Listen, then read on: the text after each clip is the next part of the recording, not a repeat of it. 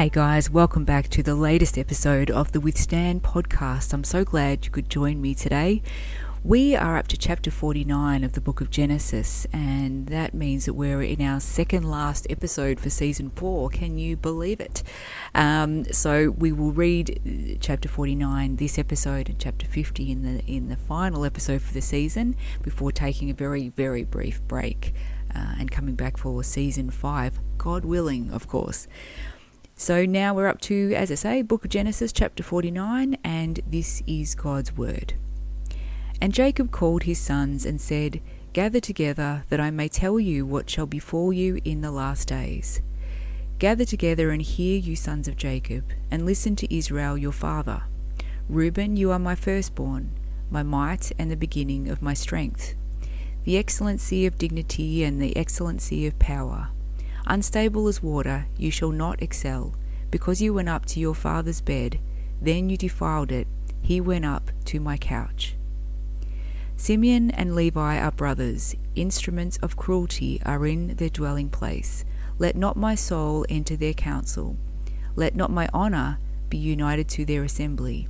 For in their anger they slew a man, and in their self-will they hamstrung an ox. Cursed be their anger, for it is fierce, and their wrath, for it is cruel. I will divide them in Jacob and scatter them in Israel. Judah, you are he whom your brothers shall praise. Your hand shall be on the neck of your enemies. Your father's children shall bow down before you. Judah is a lion's whelp. From the prey, my son, you have gone up. He bows down, he lies down as a lion, and as a lion who shall rouse him? The scepter shall not depart from Judah, nor a lawgiver from between his feet, until Shiloh comes, and to him shall be the obedience of the people. Binding his donkeys to the vine, and his donkey's colt to the choice vine, he washed his garments in wine, and his clothes in the blood of grapes. His eyes are darker than wine, and his teeth whiter than milk. Zebulun shall dwell by the haven of the sea. He shall become a haven for ships, and his border shall adjoin Sidon. Issachar is a strong donkey, lying down between two burdens. He saw that rest was good, and the land was pleasant. He bowed his shoulder to bear a burden, and became a band of slaves. Dan shall judge his people as one of his tribes, of the tribes of Israel. Dan shall be a serpent by the way, a viper by the path, that bites the horse's heels, so that its rider shall fall backward. I have waited for your salvation, O Lord. Gad, a troop shall tramp upon him, but he shall triumph at last. Bread from Asher shall be rich, and he shall yield royal dainties. Naphtali is a deer let loose. He uses beautiful words. Joseph is a fruitful bough by a well. His branches run over the wall. The archers have bitterly grieved him, shot at him and hated him, but his bow remained in strength, and the arms of his hands were made strong, by the hand of the mighty God of Jacob.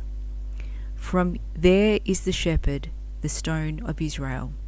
By the God of your father who will help you, and by the Almighty who will bless you, with blessings of heaven above, blessings of the deep that lies beneath, blessings of the breasts and of the womb. The blessings of your father have executed the blessings of my ancestors, up to the utmost bound of the everlasting hills. They shall be on the head of Joseph, and on the crown of the head of him who was separate from his brothers. Benjamin is a ravenous wolf. In the morning he shall devour the prey, and at night he shall divide the spoil. All these are the 12 tribes of Israel, and this is what their father spoke to them, and he blessed them. He blessed each one according to his own blessing. Then he charged them and said to them, I am to be gathered to my people. Bury me with my fathers in the cave that is in the field of Ephron the Hittite, in the cave that is in the field of Machpelah, which is before Mamre in the land of Canaan, which Abraham brought with the field of Ephron the Hittite as a possession for a burial place. There they buried Abraham and Sarah his wife. There they buried Isaac and Rebekah his wife. And there I buried Leah. The field and the cave that is there were purchased from the sons of Heth.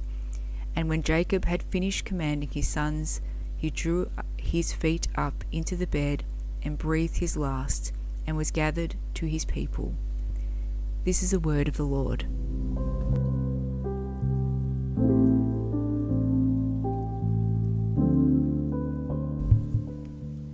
And Dr Thomas Constable writes, having blessed Pharaoh and Ephraim and Manasseh, Jacob next blessed all 12 of his sons and foretold what would become of each of them and their descendants.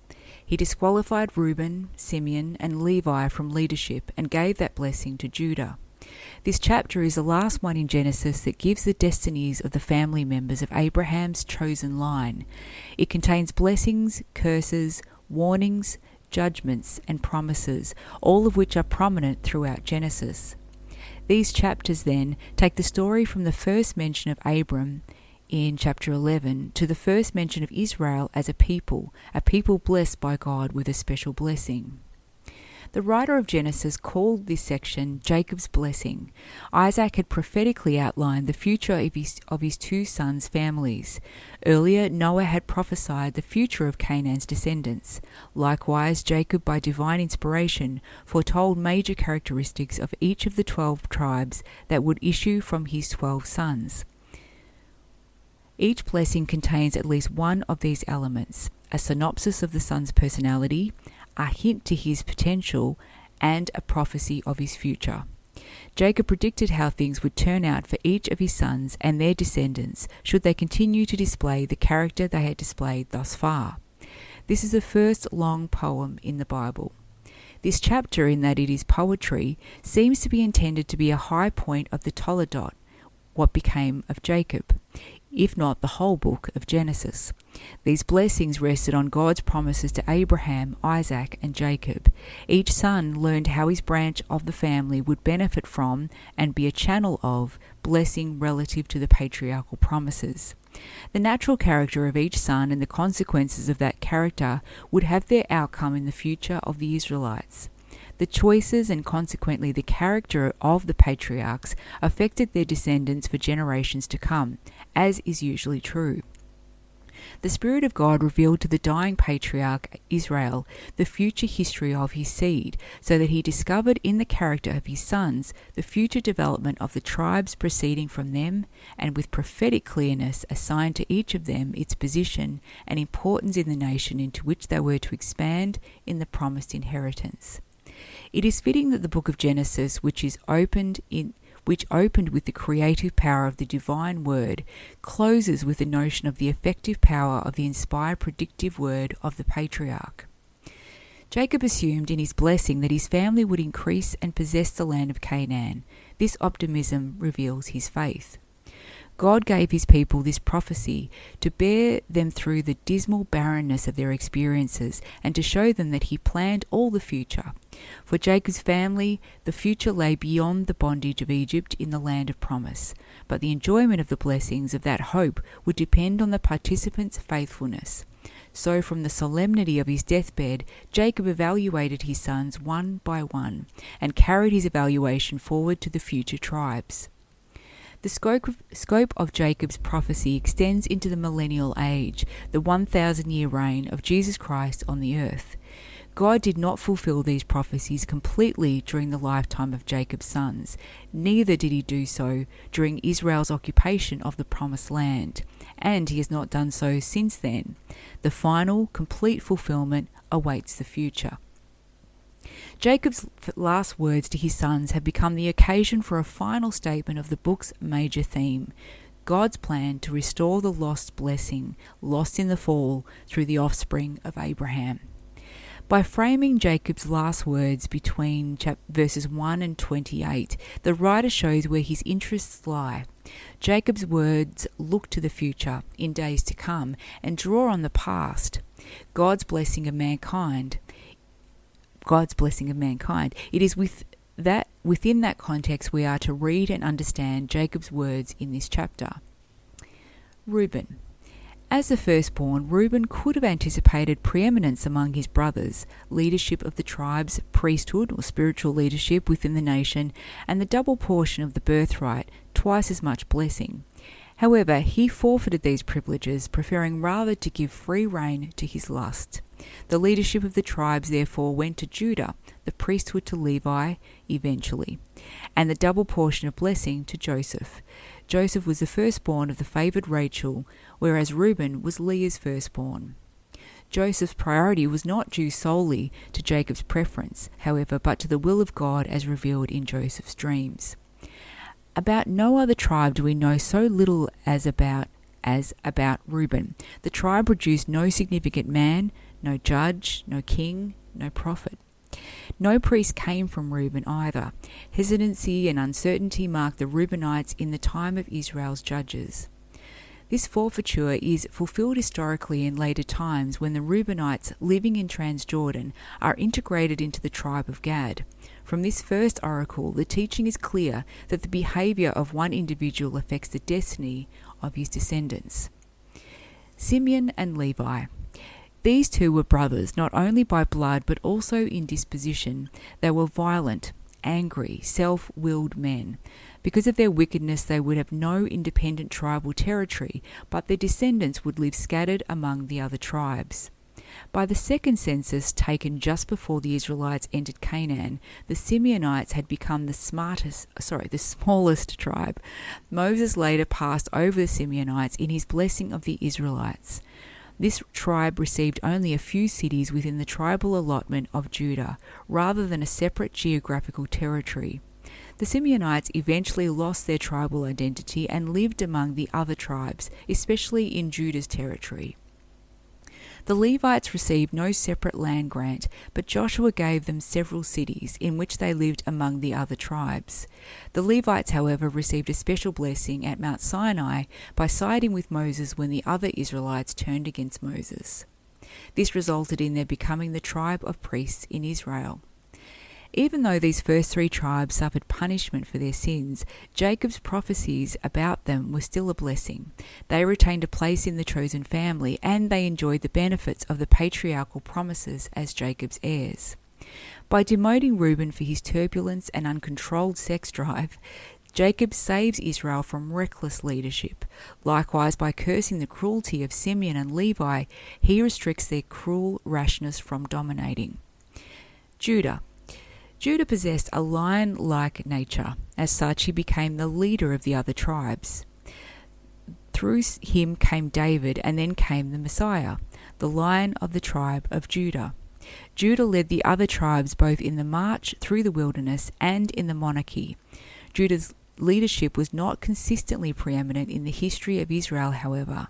At times, other tribal leaders led the nation, as in the Judges period. But with the coming of David, who was from the tribe of Judah, all of the following legitimate kings of Israel were from Judah. A scepter was and is a symbol of royal command and the right to rule.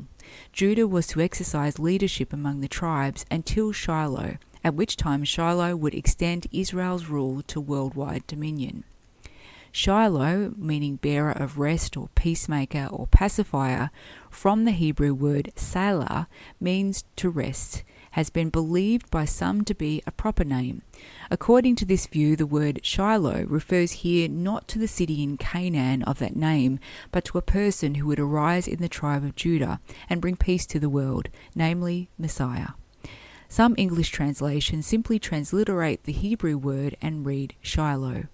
Others translate Shiloh as until tribute comes to him, or until he comes to whom it, the ruler's staff, belongs, or until to whom it, the ruler's staff, belongs, shall come, or so that tribute shall come to him. Gosh, so many translations. Sorry, guys. Whichever of these interpretations is adopted, all at least agree that this line is predicting the rise of the Davidic monarchy and the establishment of the Israelite empire, if not the coming of a greater David. And if the primary reference is to David, traditional Jewish and Christian exegetes would agree that like other Davidic promises, it has a greater fulfillment in the Messiah. Verse 10 has traditionally been viewed as a messianic prophecy in both the Jewish and Christian traditions, though this is not its likely original meaning. Because Reuben, Simeon, and Levi had disqualified themselves, Judah received the leadership of the tribes and the blessing that normally went to the firstborn. This was how the leadership of the tribes and the messianic line fell to Judah. Jacob evidently forgave Judah's earlier sins because he repented and later sacrificed himself for Jacob's well-being. Everything after the word until in Judah's blessing describes millennial kingdom conditions, and to him shall be the obedience of the peoples. Messiah will then reign over the peoples of the world, and they will obey him. Neither David nor any other Judahite king reigned over all the peoples. No Judean would tie his ass to a vine, for it would be eaten up, of course. Anyone who can be so careless and who can wash his garments in wine lives in paradisiacal abundance. The sense of the imagery is that the wine, the symbol of prosperity and blessing, will be so plentiful that even the choicest vines will be put to such everyday use as tethering the animals of burden, and vintage wine will be as commonplace as wash water. Verse 12 returns to the picture of the king of Judah. His eyes are darker than wine, and his teeth whiter than milk. He is a picture of strength and power. This prophecy is the first of many that follow in the Old Testament that associate bumper crops with the golden age of future blessing. It is also, of course, a significant messianic prophecy that was and will be fulfilled literally by Jesus Christ. These verses contain Jacob's shorter blessings on his other sons, except Joseph and Benjamin, whose blessings follow these.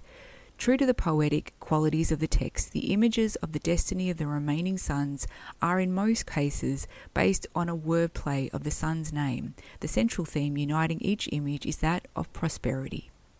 Zebulun later obtained territory between the Mediterranean Sea and the Sea of Galilee. This was a thriving commercial area.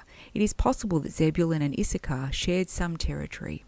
So Zebulun could have bordered the Sea of Galilee. Perhaps the men of Zebulun worked for the Phoenicians in their maritime trade and prospered as a result. Another explanation follows.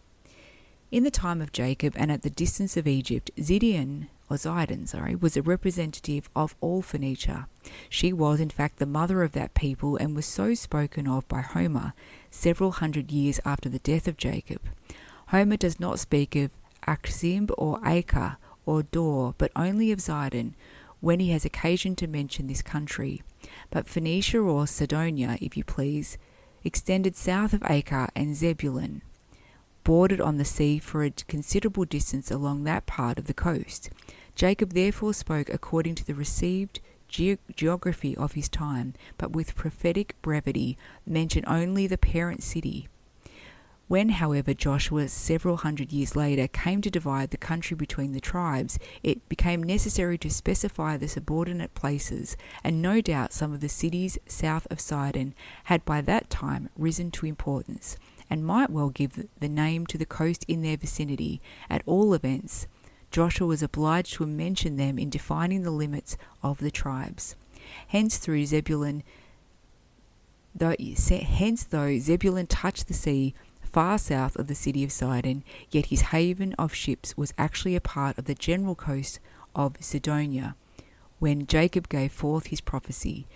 Nor is it at all improbable that the territory of Sidon did originally extend southward to where Zebulun had his border at the sea, thus meeting the very letter of the promise. The territory of Zebulun will extend to the Mediterranean Sea in the millennium, when its borders will reach as far as Sidon on the Mediterranean coast. He shall be a harbour for ships. An important caravan route that connected Mesopotamia and Egypt passed through this territory. Issachar would prefer an agricultural way of life and what it produced rather than political supremacy among the tribes. Lower Galilee, including the valley of Jezreel, which Issachar obtained, was a pleasant and productive farming area. The tribe of Issachar would submit to the Canaanite invader, who would fasten the yoke upon them. Instead of fighting, the men of this tribe would submissively allow themselves to become slaves of the peoples of the land. They would prefer shame and slavery to courageous action. Dan would judge Israel. This prophecy came to reality partially during Samson's judgeship. Dan's victories benefited all Israel, yet this tribe led Israel into idolatry and was therefore similar to a serpent. Dan would be exceedingly dangerous to his foes. In later times, members of the tribe of Dan fulfilled these words with remarkable accuracy. After a time in their original territory, the Danites moved to the north and occupied the northernmost point in Israel. Jacob asked Yahweh to deliver his descendants in the future. For your salvation I wait, O Lord. Jacob's heartfelt aside in 18 is enigmatic. It could arise from a father's prayer, like Abraham's for Ishmael, or possibly from the sudden memory of his own treachery, long renounced, called up by the acts and the words associated with his own name. Repeatedly, Jacob has spoken of self-help on the part of the tribes of Judah, the lion, or Issachar, the strong, boned ass of Dan, the deadly serpent. Yet Jacob would not be misunderstood. Not from that source does he expect true salvation, even when men help themselves. Only then are they truly delivered if God helps them. Jacob resumed his blessing. Gad would, like Dan, also be effective in battle. He will attack at their heels. Even though Gad would be exposed to the raids of marauding enemies, he would not be slow in defending himself and striking back. Asher would enjoy very fruitful soil, namely the lowlands of the Carmel range, north along the Mediterranean coast. This area contains some of the most fertile land in Canaan. Naphtali evidently would enjoy the admiration and appreciation of the other tribes in a special way. And Barak's victory and Deborah's song, don't know what that means, sorry. Jacob could have meant, on the other hand, that Naphtali would exchange his freedom for a more sedentary, domesticated lifestyle in the land, or that he would accommodate or speak flattery to the Canaanites. Joseph's blessing was especially abundant. The two tribes that bore his sons' names, Ephraim and Manasseh, would see the fulfillment of this blessing, even though during his lifetime Joseph had faced much opposition. Judah received the leadership of the tribes, but Joseph obtained the double portion of the birthright. Jacob's name for God in these blessings are noteworthy: the mighty one of Jacob, the shepherd, and the stone of Israel, the God of your father and the Almighty. Blessing is one of the key words of Genesis, occurring some 88 times in the book. Here in 2 verses, like the finale of a fireworks display, the root occurs at 6 times, making a brilliant climax to the last words of Jacob. The God-given blessings of the future will far outshine those already experienced. Benjamin produced many warriors in Israel's history and demonstrated a warlike character among the tribes. Jacob predicted that Benjamin would be consistently successful in his encounters with his foes, morning and evening being a synodosh for always. Judah, Issachar, Naphtali, Joseph, and Benjamin are all described as animals. It would have been natural for a nomadic herdsman such as Jacob to see parallels between his various sons and animals.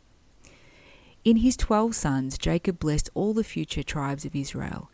This is only the second mention of the 12 tribes in the Bible, the previous reference being in verse 16, where we read the tribes of Israel. Within Jacob's words to each of the sons after Judah, the theme of blessing has been evident in 2 primary images. First, the reverse side of the blessing is stressed in the imagery of the victorious warrior. The defeat of the enemy is a prelude to the messianic peace. Second, the positive side of the blessing is stressed in the imagery of great prosperity and abundance. Behind such imagery of peace and prosperity lies the picture of the Garden of Eden, the paradise lost. The focus of Jacob's words has been the promise that when the one comes to whom the kingship truly belongs, there will once again be the peace and prosperity that God intended all to have in the Garden of Eden. Sailhamer also proposed that this poetic section plays a significant role in the larger structure of the Pentateuch. All 3 macrostructural junctures in the Pentateuch At 3 macrostructural junctures in the Pentateuch, the author has spliced a major poetic discourse onto the end of a large unit of narrative. A close look at the material lying between and connecting the narrative and poetic sections reveals the presence of a homogeneous composition stratum. It is most notably marked by the recurrence of the same terminology and narrative motives. In each of the three segments, the central narrative figure calls an audience together and proclaims at what will happen in the end days. In sum, the apparent overall strategy of the author in these three segments suggests that one of the central concerns lying behind the final shape of the Pentateuch is an attempt to uncover an inherent relationship between the past and the future. That which happened to God's people in the past portends of future events. To say it another way, the past is seen as a lesson for the future. The narrative texts of past events are presented as pointers in future events. Past events foreshadow the future. It is not hard to see that such a hermeneutic or method of interpretation leads to a form of narrative typology. We should then look for signs of such a typology in the composition of the smaller units of narrative in the Pentateuch, as well as in the arrangement of the legal material. A believer's works during this life, in the context of lasting spiritual fruit for the Lord, significantly determine the extent of divine blessing that he or she and their descendants will receive in the future. This is a truth that the New Testament teaches as well. Joseph received permission from Pharaoh to bury Jacob in Canaan, as Jacob had requested. Joseph then assured his brothers of his favour, in spite of how they had treated him, and testified that God would fulfil his promises. Jacob again expressed his faith in God's promises that Canaan would be the Israelites' homeland by requesting burial in the cave in the field of Machpelah near Hebron. Had Jacob still been thinking in the flesh, as he had earlier in his life, he probably would have asked to be buried with his favoured wife Rachel. This scene concludes Jacob's finest hour. On his deathbed, a scene extending from chapter 47 to chapter 49, Jacob has assumed total and dynamic leadership of the family. Even Joseph bows down to him.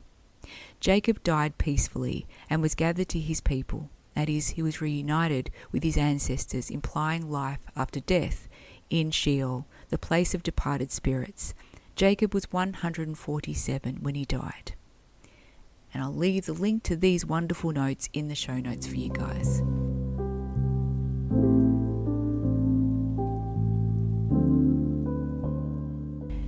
Now, given that there was some prophecy in that chapter, and it tells of the incredible blessings that are to come, that are beyond our wildest imagination, today's daily devotion from Charles Stanley is titled Blessed by His Love, and it's based on Ephesians chapter 1 verse 18, and it reads, "I pray that the eyes of your heart may be enlightened, so that you will know what are the riches of the glory of his inheritance in the saints." And Dr. Stanley writes, "Do you realize that you're the heir to an unimaginable inheritance that will never fade? If you're a believer, God has incredible blessings for you that are based not on anything you've done, but on whose you are. No one can take your inheritance because the Lord has guaranteed it to you by sealing you with his Holy Spirit of promise. Of course, a great deal of it is available to you now, such as the indwelling Holy Spirit and your spiritual transformation, whereby you've conformed to the likeness of Jesus. Much of it, however, is beyond earthly comprehension. For example, one day your mortal body will be changed into an imperishable, glorious one that is absolutely free from sin and death. Why has the Lord done all this for you? Amazingly, he says it so that throughout eternity he can show you the surpassing riches of his grace in kindness. He does it to show you his love. Let that encourage you today, and in gratitude for such amazing goodness, show him you love him in return by serving him." And he finishes in prayer, "Jesus, thank you for your great gifts to me. You are so good, and I praise you. Amen." Guys, until next time, I pray for each and every one of you. I pray God bless you. And of course, we all pray in unison, Maranatha. Take care, guys.